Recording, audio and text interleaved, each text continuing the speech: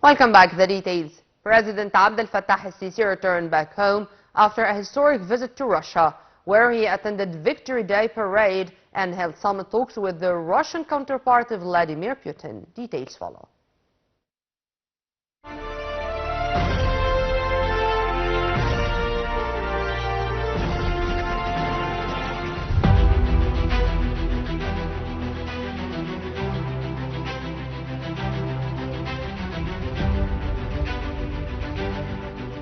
Upon an invitation from Russian President Vladimir Putin, President Abdel Fattah al-Sisi attended celebrations of the Russian 18th anniversary of the Victory Day, joining the leaders of China, Brazil and other heads of state for festivities on Friday, marking the defeat of Nazi Germany in World War II.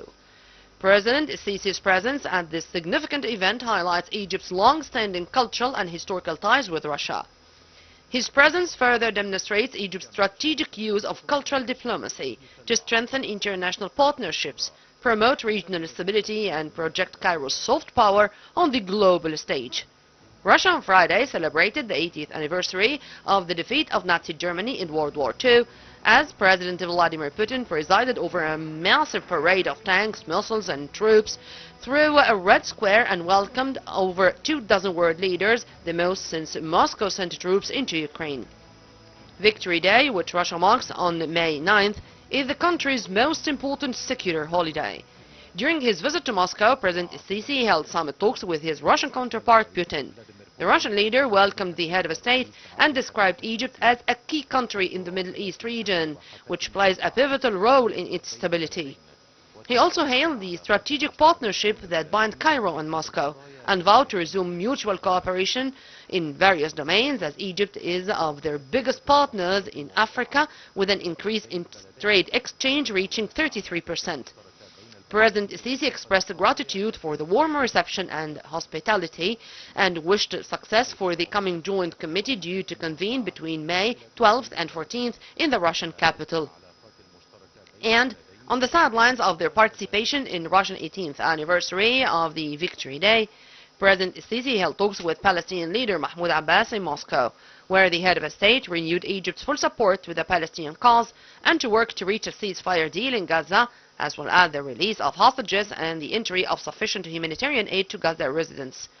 President al-Sisi also hailed the reforms made by Abu Mazen, stressing the importance of their full implementation. Presidential spokesperson Ambassador Mohammed al-Shinawi said Abbas expressed his full appreciation for Egypt's ultimate support to the Palestinian cause and reviewed the current situation with President al-Sisi as 149 countries recognize the Palestinian state, hailing Egypt's role in this domain.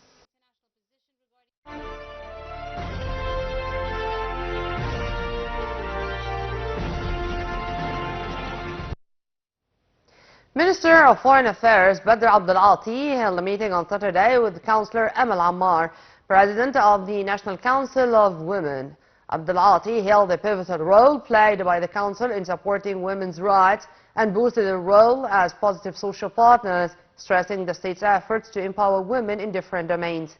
The meeting also touched upon the National Strategy to Empower Women 2030 and the tangible steps taken to implement it on the ground, as well as the National Strategy of Human Rights, which also include boosting women's rights as one of its pillars.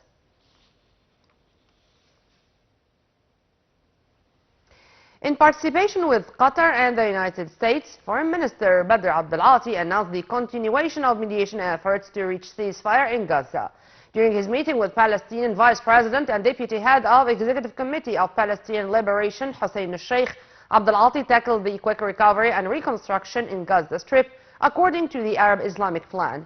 He also reviewed the current preparations for Egypt's hosting of the International Conference for Gaza Reconstruction in partnership with the UN and Palestinian government. For his part, al-Sheikh expressed his appreciation to Egypt's role in supporting the Palestinian people and its fair cause. He also hailed the mediation efforts exerted by Egypt to resume ceasefire in Gaza and its effort to facilitate access of humanitarian aid to the Gaza residents. On the ground, Gaza Civil Defense Agency said Saturday that 5 people were martyred in an Israeli strike on a tent in Gaza City, all members of single family, according to relatives. Family member Omar Abul Qas said that the strikes came without warning and without having done anything wrong. The Israeli occupation army, which resumed its barbaric offensive in Gaza on March 18th, ending a 2-month truce, did not immediately respond to requests for comment on the strike. In the same context, Israel Defense Minister vowed a forceful response after a missile fired from Yemen was intercepted on Friday in an attack claimed by the Iran-backed Houthi rebels. Earlier, Israeli occupation military said it had intercepted a missile launched from Yemen. In a statement, the Houthis, who control vast swathes of Yemen, including the capital Sana'a, claimed responsibility for the missile launch. They said they targeted Ben Gurion International Airport near Tel Aviv. Friday's launch comes after attacks by the Houthis, including a strike near Israeli main airport on Sunday in a rare missile attack that penetrated the country's air defenses.